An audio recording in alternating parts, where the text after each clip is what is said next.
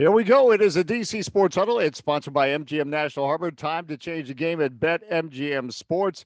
You probably know the panel by now because we've been convicted of so many wrong ideas, but I'll introduce them anyway.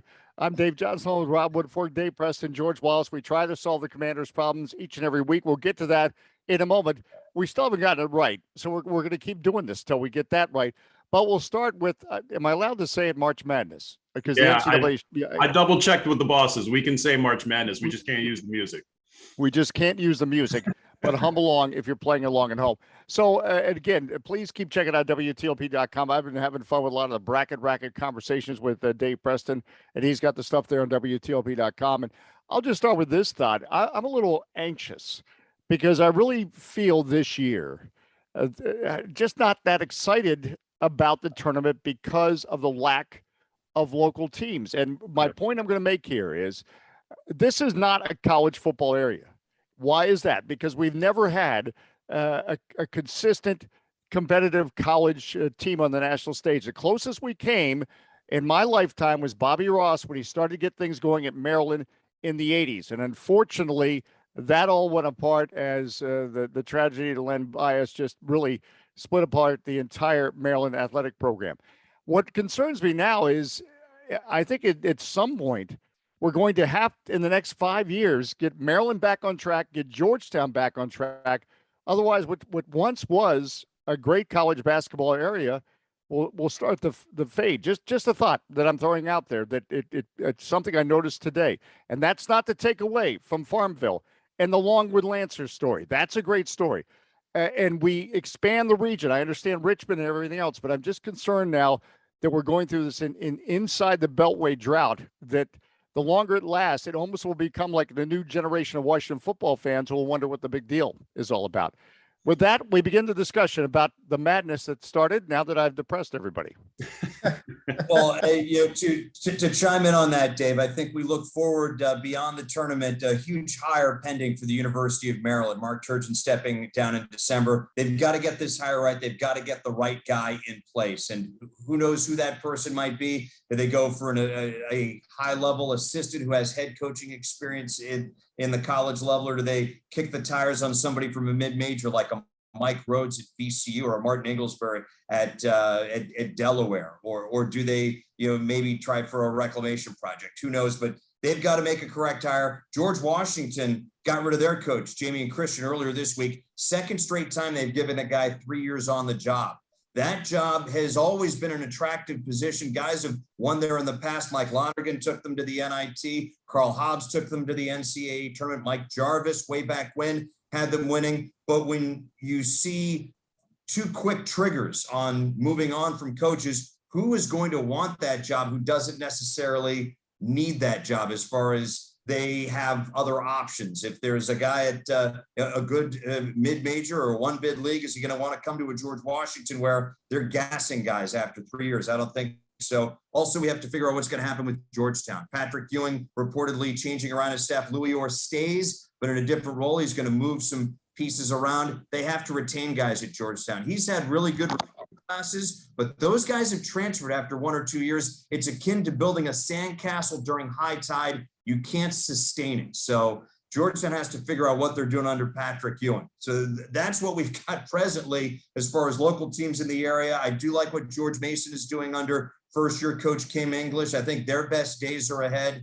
And I think Howard under Kenny Blakeney, their best years are ahead. They had their first winning season in 20 years. So you've got some bright spots in and around the Beltway. But there are, as you mentioned, some major questions with George Washington, with Maryland, and with Georgetown. And those are three schools that we've relied on for success, at least for the last, 50 years, as far as being really competitive and have really made this a great college basketball town. Looking at the tournament, a lot of fun. I'll let you dive into the tournament because I've had the floor for way too long, John. No, but by the way, read Dave's stuff. You've convinced me, Richmond. This is Dave's wheelhouse, man. This is Dave's episode. Yes, no, but because of that, Dave's convinced me Richmond is going to pull the upset on Iowa. So I'm just going to throw my spoiler out there right now. He's got me believing in Richmond? Because what would you tell me, Dave? They have a sixth-year senior. Any team that has a six-year senior in a day when players only stay for 1 year, I'm rooting for the team with a six-year senior. It's like, remember George Mason had the player way back in the great run. What was the guy that was like 26 years old? He served Guy Lewis? Blair? No. I want to say his first name was George. George. This is terrible. I should come prepared. Long time ago. No, I think Yep. what's funny is that even Richmond is on the joke about how old these guys are. With Coach Chris Mooney was asked about their last Sweet 16 run, which their last trip to the tournament was a Sweet 16 run back in 2011. And Coach Mooney joked, "Oh yeah, Grant was a sophomore that year. Grant Golden is in his sixth year. He is, I think, eligible to become a tenured professor this summer if he plays his cards right." You got to like what Richmond did this past weekend, winning 4 games in 4 days, guys. And they will play another team that had to win 4 games in 4 days in Iowa. Even though the Hawkeyes have Keegan Murray, who is a first-team All-American, it's going to be very tough for Richmond to contain him. It might be a little too tall of a task, but you have to like what Richmond has brought to the table. Jacob Gilliard, most outstanding player in the A-10 tournament. He is the kind of guard who is capable of putting teams on his shoulders during the NCAAs and during a tournament setting. I wouldn't be surprised to see Richmond break through to the Sweet 16 this week. I think the other local team, quote unquote, that we talk about a lot is Virginia Tech. They had to win 4 games in 4 days. They take on a Texas team that lost 3 straight entering the NCAA tournament. So in their first year under Chris Beard, they had top 5 expectations at the beginning of the year. They haven't played to that. I wouldn't be surprised to see Virginia Tech pull an upset. Mike Young seemingly has had that program a year ahead of schedule every year he's been there. So those are 2 locals and 2 things that I think you should be keeping your eyes on the next couple of days. I would pretend that Virginia Tech wouldn't be an upset. I've seen most people pick Virginia Tech in their brackets, and quite frankly, that was the biggest complaint about the seeding that I heard after on Selection Sunday. So I don't even think that would be an upset. I think a lot of people pick Virginia Tech to win that game. And the 5-12 upset, that happens every year, right? So would Richmond really be an upset? And Tennessee being a 3 was a little question mark, but that proves to you that they had the brackets done before they got to the SEC final. And look, hey, talking about Iowa, nobody trusts the Big Ten. It's amazing every year. What they haven't won since 2000, right, Dave? Yeah, 2000. And last year they had 9 schools in the NCAA tournament. Only 1, Michigan, reached the second weekend. Yeah. So they got 9 this year too. And it's nice to have those berths, but you got to get to the second weekend. Lamar Butler, Dave. Yes. George Mason. Lamar Butler. Redshirt senior. Here's the guy. I thought Michigan and maybe Rutgers and maybe even Indiana, one of those 3 schools shouldn't have made the field. And I think a Dayton or a VCU should have made the field. That did not happen. You want the best take of the day? Rutgers is going to lose tonight to Maryland's next head coach, Mike Bray. Write that down. Oh, wow. You think it's Bray? Okay. Oh, I like that. Wallace off the top rope. No, That's off the top. insight. But is that coming from you're a Maryland booster, right, Mr. Wallace? A Maryland grad anyway. So maybe you got some insight. Well, he'd be a local. He'd be a local guy. Let's stick with grad. We're not going to go the booster route. Let's just stay with it. See, he's afraid of donating money. To see that now his true colors. Money where your mouth is. Right. Well, I've already made my position clear on my alma mater. Until you go back to Towson State, no money from. Right. But anyway, they would have made the tournament. They would have made the tournament as Towson State. Right. Yes. Amen to that. They would have exactly done that. Rob Woodfork, you got a wild thought. I mean, I don't know that I'm given anything that is particularly hot takey, but I mean, I agree with a lot of what was said about Maryland needing to really hit this higher out of the park. I mean, that's going to be something that is going to really determine the future of this program. And I've said this in this space before, but Georgetown, they've got to get away from the John Thompson era. They need to get whoever is the best person for the job, and not necessarily who is the best option that used to be anywhere near John Thompson II. So I mean, that's all I got. I mean, I got my bracket filled out. I don't know how accurate it is or isn't, but I like Gonzaga to go all the way. and I got both KUs in my Final Four. Here's the question. Let's talk about Patrick Ewing real quick. Okay, 0-20 to finish the year, 0-19 the Big East. You're gonna make some changes to the staff. You had some young, you had the Big East freshman of the preseason freshman of the year. At what, and he signed that quote unquote extension, just like Mark did Maryland. Okay, fine. But what next year, like I mean, you can't go anywhere but up. Okay, obviously. At what point, like, what do you deem, what is successful next year that he keeps going? I mean, I guess that's my, you know what I mean? Like, you win the Big East tournament and then you go over, and then where do you go next year to see that they want to stay? I can't imagine that anything less than being middle of the pack in the Big East would keep him another season. I mean, another losing campaign, I think would sort of be the nail in the proverbial coffin. Yeah, and because it's not the Big East that we grew up on, and that's why I wonder if Georgetown can ever be a national power again. Not so much anything against whoever tries to turn it into one, but it's because you don't have the players saying, I want to play in the Big East like they once did. I mean, the Big East was a made-for-TV East Coast phenomenon that was created as just that, the Providences, the St. John's in New York, et cetera. Chris Mullen, who I just saw out in Golden State, it played for St. John's. We're not going to see the Big East have its day again, and you wonder if Georgetown, because of that, will ever rise. I don't think it will ever rise to what it once did, but it has to be at least middle of the pack in the conference it competes. And again, credit Virginia Tech. That's a great story. And when I talk about local basketball, I realize that it's not just inside the Beltway, but I do believe it's critical for the real interest to get ginned up again, for us not to go too long without a team that's going to compete in the NCAA tournament. Yeah. Otherwise, this local area, when I'm talking about the Beltway now, will become just like it really is for college football. We huff and we puff and we have a couple good starts to a Maryland season, and we run into Penn State, and it's all over in football. And that's with all due respect. It's just, you're not on the same level as those teams. No, and that's the thing. Like that's a huge point, because, and this is Damon Evans, 10-year legacy, whatever you want to call it, at Maryland. With this hire as well. And, I guess the next, the quote unquote new assistant or whatever, I get it, but you need to go big at this one. I know there's a lot of talk about what kind of program Maryland is. I mean, I'll argue to forever that they're a top 15, 20 program, and they can be, and they should be, to Dave's point about this area and what the recruiting hotbed is. You keep hearing about that, and it's proven that it can be done. So he needs to absolutely 100% get this right. You had a head start on this, from early December when Mark quit on them. So you've had a chance to do your homework. And I just hope that he's doing his homework and gets this thing right. What are you laughing at? I'm laughing at you, Mark quit on him. I mean, the little jab right in there while you're. Did he not quit did he not quit? Yeah, he kind of left. That seemed mutual, didn't it? Well, the whether it was mutual or not.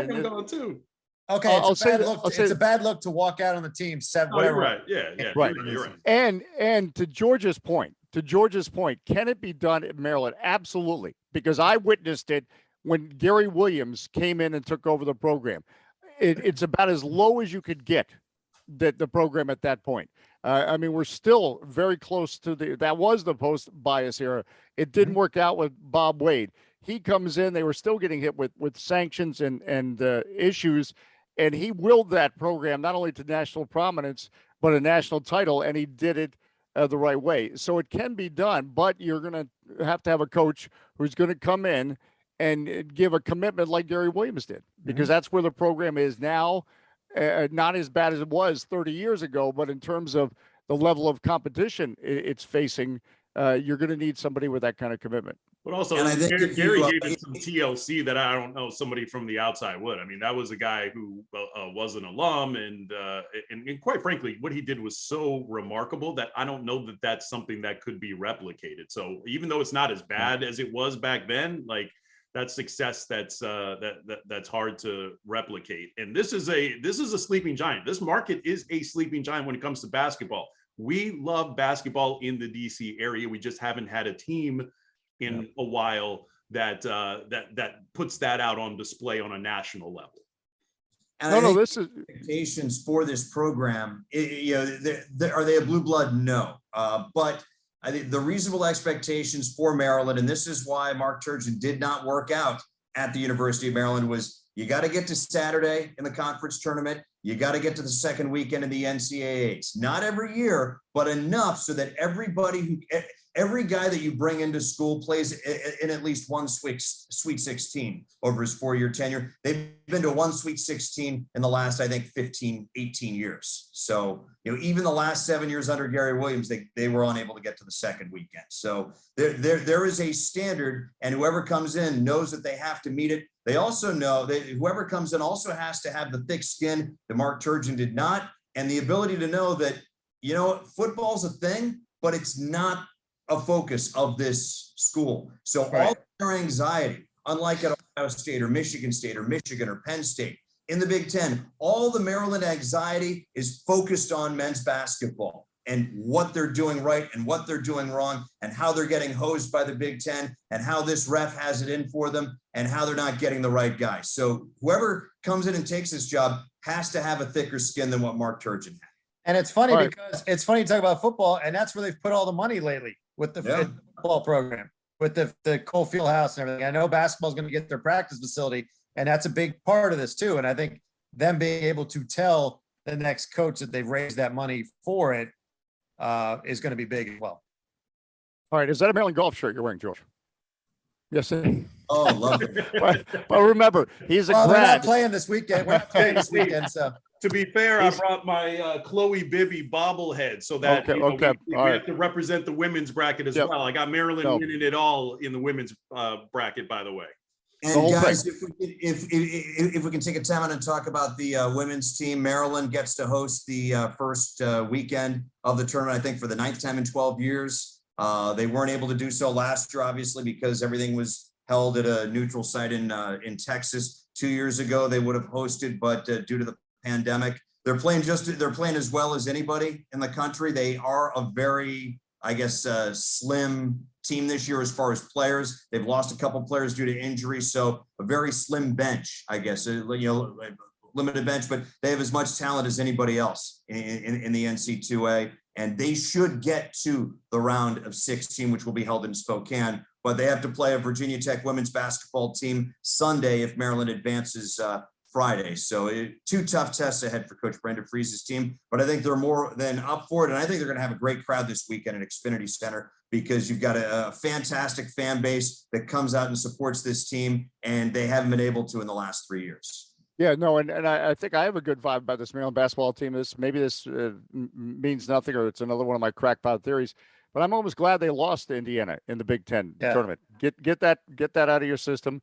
They've certainly they're playing a style of basketball that's attractive, that's fun to watch, and there seems to be a certain chemistry about this team. And I got to admit, I love playing Chloe Bibby sound bites on WTOP because we don't have enough Australians getting on the air, so that's great. We want to keep our parents in this country cheering on, so it should be fun.